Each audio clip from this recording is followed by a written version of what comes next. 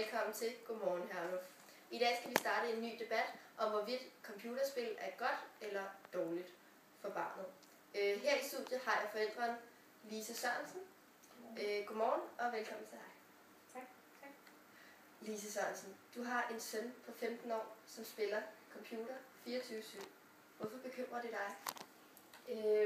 Men altså, jeg har jo oplevet, at det er blevet en populær ting blandt de unge mennesker, at de skal spille rigtig meget computerspil, og det bekymrer mig lidt, fordi at det er jo ikke bare, normale spil, eller sådan ikke voldelige spil, de spiller. Min søn, han spiller jo nogle meget voldelige spil, hvor det bekymrer mig, om han også selv bliver aggressiv i de her spil.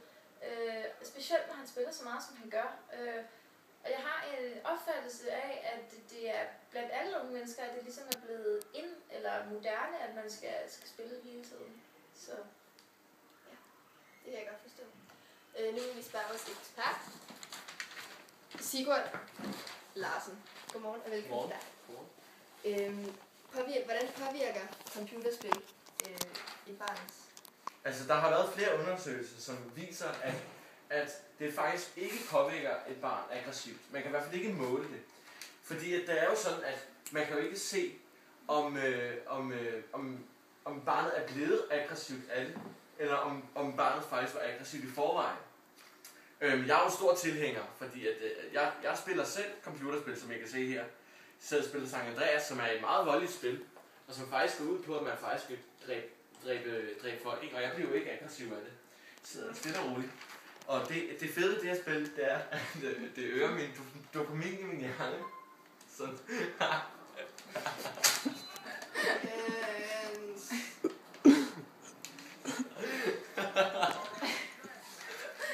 Jeg har en meget sværere rolle end det der.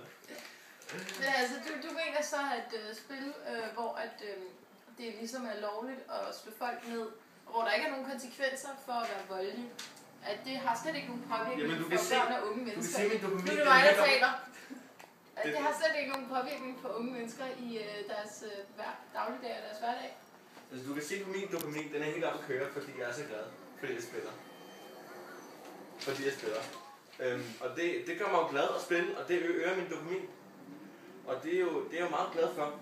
Og desuden så bliver man også bedre til engelsk af at spille. Det viser flere undersøgelser. Ja, men efterhånden der er spillet jo kommet på dansk, så det er jo ikke fordi man lærer mere sprog. Nej, det er det ikke. Nu er det meget ekspert her, ikke også? Altså, du skal til at tage dig sammen med hver Ja, men en anden ting, det er jo det sociale, som Altså, jeg synes det her det er et rigtig godt eksempel på, hvor meget computerspil og spil i det hele taget skader dig. Fordi prøv at se vores såkaldte ekspert, hvor seriøs han er. Han kan ikke engang formulere og tale om et emne på en voksen måde. Han bliver faktisk tilbagestående af at spille. Det er sådan set det, vi kan uddrage med det her spil. Og nu når han spiller, og det er spændende, så er han ikke engang til at komme i kontakt med. Godt. Han er helt ude af samtalen jo. Altså. Nej, jeg er ej. Nu skal vi se her. En anden ting, som er god. Han bliver ved med at slå mig ham der. Okay. Udvikler du ikke også et mærkeligt sprog, når du sidder og spiller? Nej. Som, hvor det bare er lol, det der? LOL. Det betyder laughing out loud, og det er fordi, jeg griner så meget. Det er fordi, nu? jeg øvede min dopamin. Ja, men hvad hvis du kalder en person en noob? Hvad er det? Det er fordi, han er nybegynder. Så kan han jo ikke spille. Så er han newbie. Det er forkortelsen nu. Jeg har brugt sådan en dobbelt så lang tid, som vi skulle. Nej. Lige nu har jeg det sådan, at unge skal spille alt de kan. Fordi at det øger deres dopamin. Nu synes jeg, at du skal lægge den der, og så skal vi sige tak til Sigurd og Lise for at være med her i dag. Så må I selv fokusere på, hvad der er bedst for jeres barn.